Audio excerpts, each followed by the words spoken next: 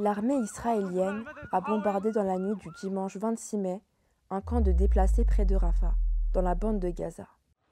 Le site avait pourtant été désigné comme une zone humanitaire par l'armée israélienne. Ce massacre alimente la colère des pro-palestiniens. Ils interrogent sur la direction de l'offensive israélienne sur la ville de Rafah et envoient un message d'alerte aux pays occidentaux. Criminels, détention sur Israël! Joe Biden et les Américains, pourtant plus proches alliés d'Israël, auraient tout tenté pour éviter cette offensive. Lundi soir, environ 10 000 personnes se sont rassemblées à Paris pour protester contre cette flambée de violence, dont le vice-président de l'association France-Palestine Solidarité.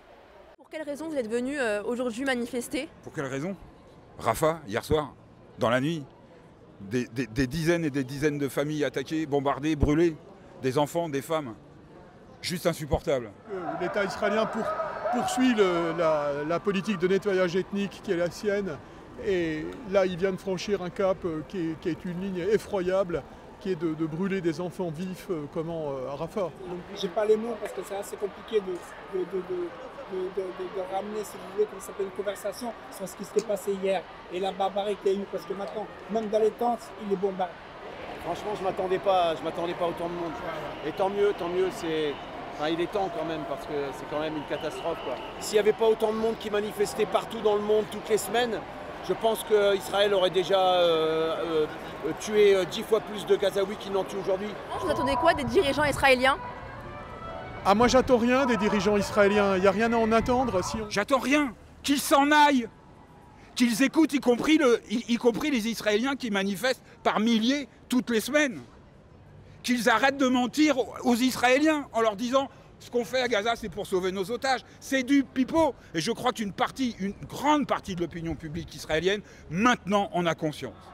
Le gouvernement français est largement impliqué dans une logique qu'on pourrait qualifier de complice à l'endroit du gouvernement israélien. Et il y a une trahison générale de tous les dirigeants de l'Occident qui se sont emmêlés et embourbés dans un bain de sang depuis des mois. Nous avons une responsabilité particulière en France, mais qu'est-ce qu'ils font?